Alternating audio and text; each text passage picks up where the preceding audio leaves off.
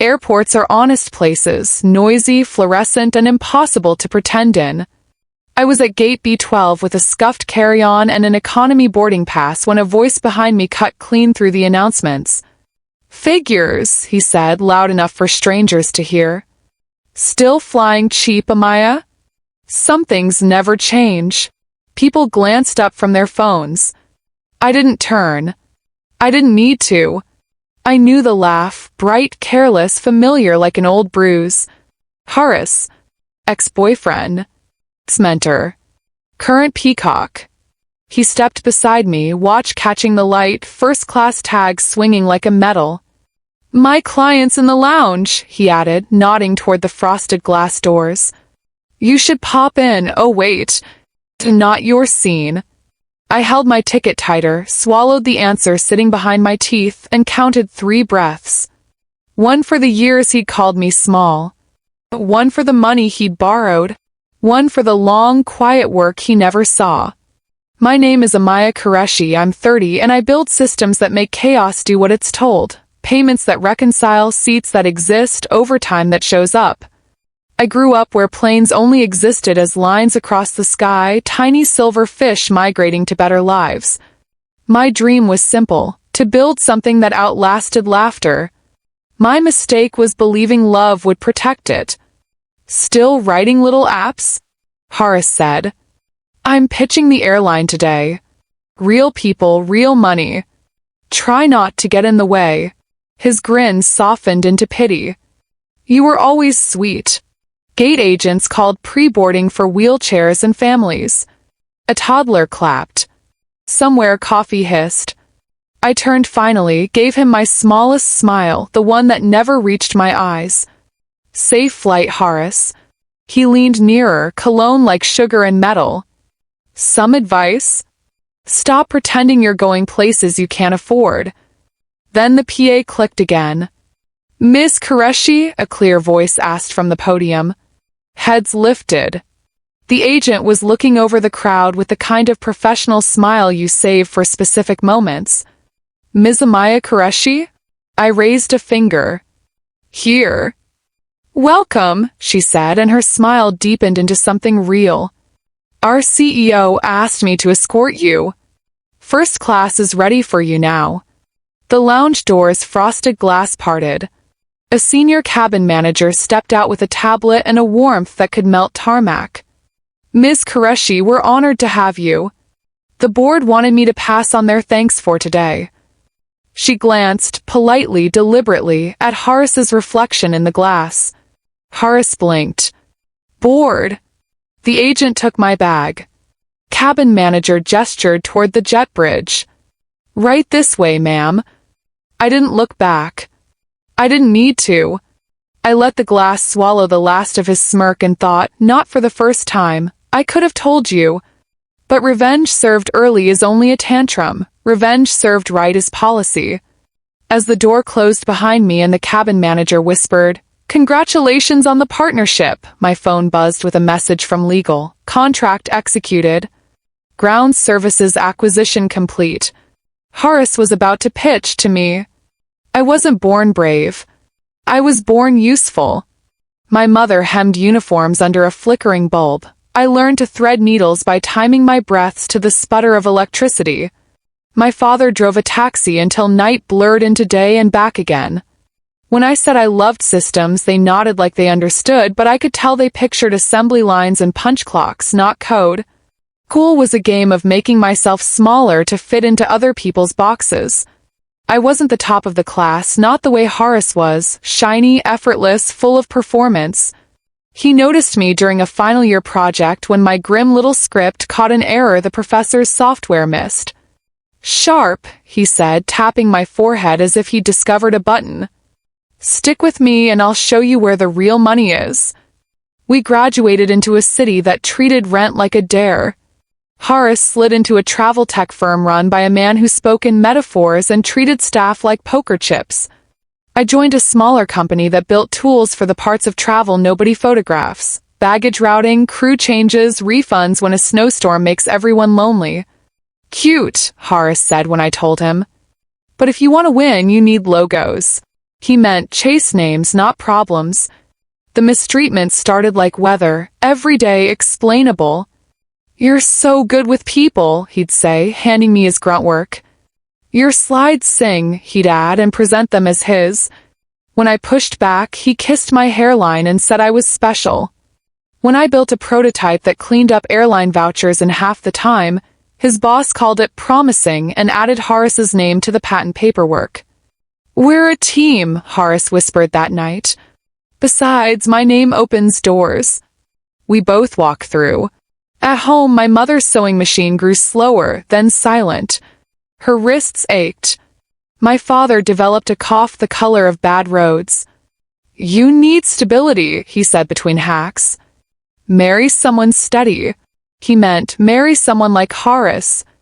The first time I brought Horace to dinner, he complimented the doll like he was tipping a waiter and told my parents he'd take care of me. I didn't sleep that night. I coded until the dawn thinned and the birds mocked me for hoping. Then came the first borrowed sum. 2 weeks, he said. "My bonus is due." He signed a napkin like we were in a movie. 2 weeks became 2 months. The "we and we're a team" became "be reasonable." He started correcting the way I ordered coffee, the shoes I wore, the volume of my thank yous. "We're playing in rooms with rules," he'd say. "Don't embarrass me." I learned to swallow my questions and save them as data. I built a folder called Receipts, not for expenses, for reality. Screenshots, emails, voice notes. Not to ruin him. To stop him from gaslighting me when the day came. The day arrived like a flight delay, pushing everything back until even hunger becomes theoretical. Horace's firm announced a new client, the flag carrier. He bragged about it like a boy who'd been given keys to an uncle's car. "Legacy vendor is old," he said. "We'll replace them. Easy." He was talking about the ground services company everyone mocked but everyone needed, the one whose kludged systems kept planes pushed back and belts moving. I saw something he didn't. That tired vendor had data like bedrock. If you could modernize it without breaking bones, you owned the arteries no one saw. I left my job and started Kite, a quiet company with a loud goal: make the invisible parts of travel honest and fast. While Horace practiced speeches, I interviewed ramp workers at dawn, sat with sour HR managers at midnight, and wrote code that didn't flinch when reality bumped it. Money was tight.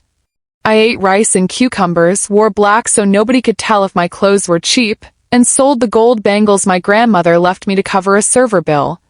My mother cried in the bathroom so I wouldn't hear.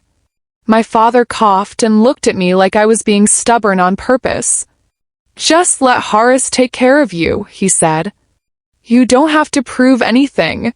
Maybe not. But I wanted to build the one thing nobody could take with a signature.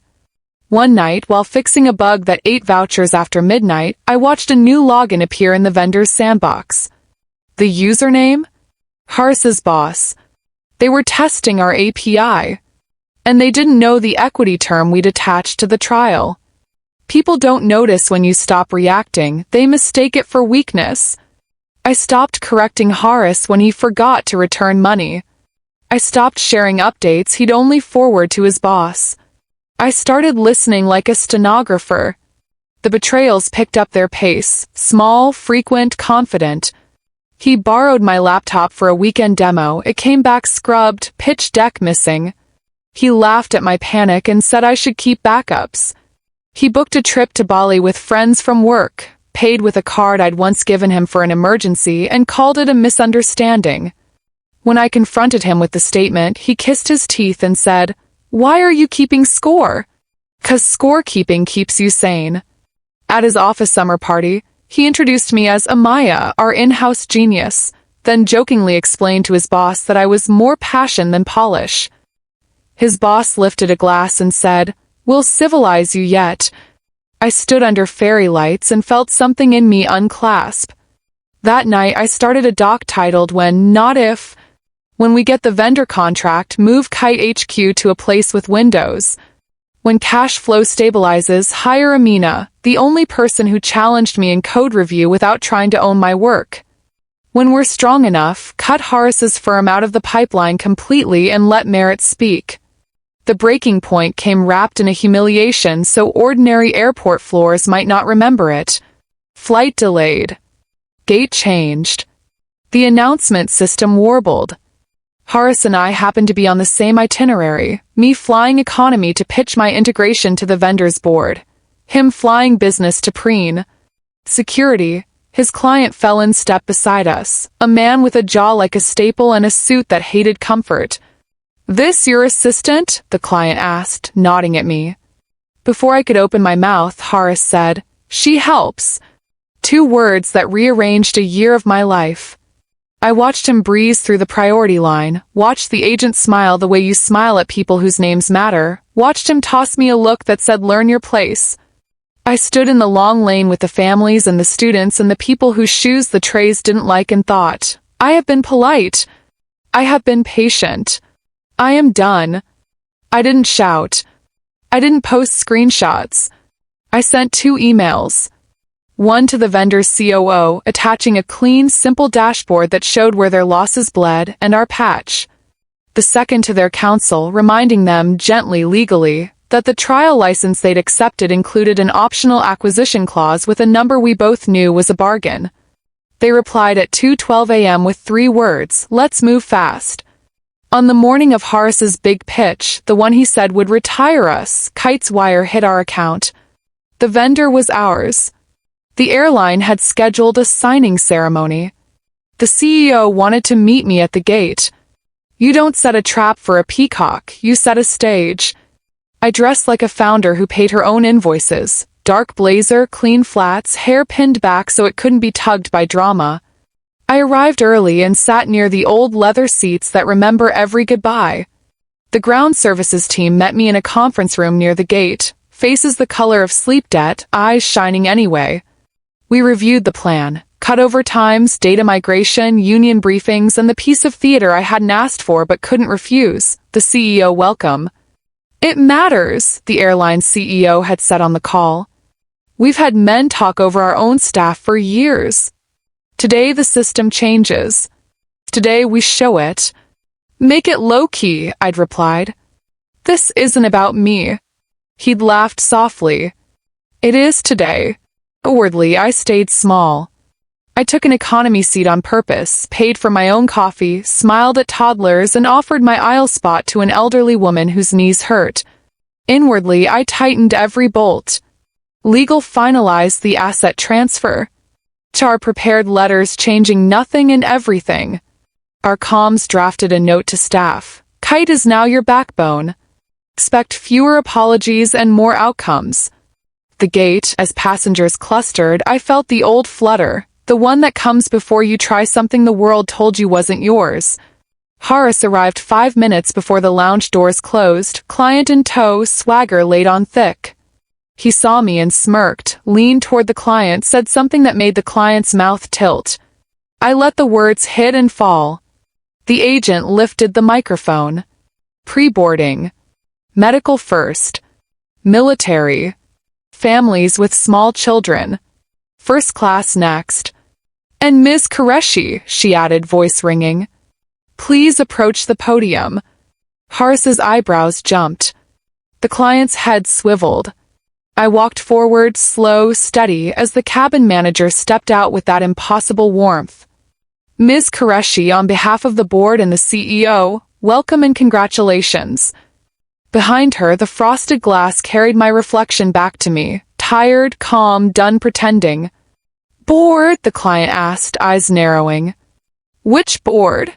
"The airlines," the cabin manager said sweetly. "We're celebrating a new partnership with Kite. They've acquired ground services and are leading our modernization." Silence dimpled the noise. Horace laughed once, a brittle sound. "Kite," he said. "Cute name." Cabin manager glanced at her tablet. "CEO's waiting to greet you, Ms. Qureshi." I could have walked through the glass and left him chewing on it. Instead, I paused. "Actually," I said, turning to the agent, "one moment." I faced the client. "Mr. Rao, isn't it?" Before you hear a pitch about replacing a legacy vendor, you should know the vendor is now Kite. This is our contract. I held up my phone. The signed PDF glowed like a lantern. Horace's smirk slid. You're bluffing. Legal, I said, and the counsel who'd been waiting nearby because theater stepped forward. Executed this morning, she said. Effective immediately. The agent opened the rope. The lounge door whispered. Cabin manager extended a hand. As I stepped toward the glass, Horace hissed, low, urgent, "Don't do this to me, Amaya." And for the first time, I smiled with my whole face. The lounge spilled quiet like a secret. Low chairs, soft lamps, coffee that tasted like decisions. The airline CEO rose as I entered, shook my hand, and said the sentence a decade of swallowing had been waiting for. "We're proud to be in business with you." A photographer lifted a camera, captured a frame that would end up in a press kit by afternoon. I felt the picture click into place inside me too. 30 years of being told to wait snapped into a new alignment. Before we board, I said, "One housekeeping item." The CEO nodded. He knew we'd planned it. Gate B12 hosts a meeting in 6 minutes. A vendor is about to pitch you their revolutionary platform. I didn't say the name. I didn't need to. We will listen. Then we'll explain our structure. And we'll ask them to account for their use of my IP. The CEO's brows lifted. I slid a folder across the table, timestamps, code diffs, emails. The back, a screenshot of my prototype's distinctive checksum, lifted whole into Horace's slide deck months ago. "We can settle this quietly," I said. "Or publicly. It's your call." He looked at the counsel. She looked back with the slight smile of a person who enjoys clean fights. "Privately first," the CEO said. "But if we need light, we open the curtains." We walked back to B12 together, CEO, counsel, cabin manager, me. The gate area quieted the way flocks do when a shadow passes overhead. Horace stood with his client, laptop open like a shield. He started his pitch, words flowing, eyes scanning for cues. When he reached the slide with my checksum, I stepped forward. Pause. He blinked. "Excuse me." "That hash," I said gently. "Where did you get it?" He looked at his boss, hovering nervous in the back, and then at me. "Public resource." Counsel shook her head. "It isn't. It's proprietary to Kite. We can show derivative lineage." The client's face folded. "You stole code?" Horace laughed, but nobody joined. "This is technobabble," he said. "She's spinning." "Okay," I said, and I plugged a small USB into the side of his laptop. The checksum recomputed under a tiny script I'd written for this exact performance. The string matched. Client swore quietly. The CEO exhaled through his nose like an old engine deciding to run another 100,000 miles. "Mr. Horace," he said, voice like cold water, "we're terminating your pitch." Horace pivoted fast. "Look, this is all a misunderstanding. Amaya and I." "Ms. Qureshi," I corrected. "We collaborated in the past." "The lines get blurry." "Not in contracts," counsel said. The agent at the podium, bless her, read the room and picked up the mic. "Final call for pre-board. First class, please." She looked right at me. "Ms. Qureshi?" I turned to the waiting area where a young mother rocked a fussy baby and a student clutched a worn backpack with both hands. "2 upgrades," I said quietly to the cabin manager. "Them?" She nodded and moved like good news. Horace watched the family step forward, confusion curdling into fury. "You can't embarrass me like this," he hissed. "Not in front of my client." I met his eyes and let every year he took sit between us, heavy and obvious. "I didn't embarrass you," I said. "You did." As I handed my economy boarding pass to the agent and she scanned it into first, Horace's boss stormed off, phone to his ear, and the client told him flatly, "We're done." A minute later my phone buzzed. Cease and desist delivered. "Press holding for now." Consequences have a distinct sound. Doors that don't open the way they used to, phones that ring less, whispers that stop when you walk up. By the time we landed, Horace's firm had pulled his access pending investigation. The airline issued a gentle announcement about partner consolidation, careful to name nobody and change everything. Our press team released 3 photos. Handshake, data center, me helping a grandmother with her bag. Caption never said CEO welcome. The comments did it for us. Within a week, clients who'd loved Horace's flash started asking quiet questions. Where did that checksum come from? Who really built the voucher engine? The firm's legal department called ours with the tone of a person searching for a handrail in the dark. Settlement, they asked. We return the borrowed code, issue a correction, and agree to a procurement firewall. We added 2 conditions: repay the money he'd taken under the consulting lie documented in my receipts folder, and a written apology to the junior dev he'd bullied into copying chunks of my code. They balked. We waited. Waiting is easier when you own the runway. At home, fallout took another shape. Aunties who'd once called me stubborn now pressed laddies into my palm and said I'd shown them. My father, who'd told me stability looked like a ring, sat at the table with a calculator and tried to understand margins like a new alphabet. My mother brought me her old bent thimble and put it in my hand. For luck, she said. You stitch bigger clothes now. Horace tried a final flourish, a long performative post about miscommunications and shared visions. Backfired. A junior dev commented, brave, clear, about pressure and theft. Others added receipts. The firm suspended him formally. The client at B12 terminated their letter of intent, citing ethical concerns. The industry, which forgives a lot if you feed it well, turned its face away. Then my phone lit up with a number I still knew by heart. Horace.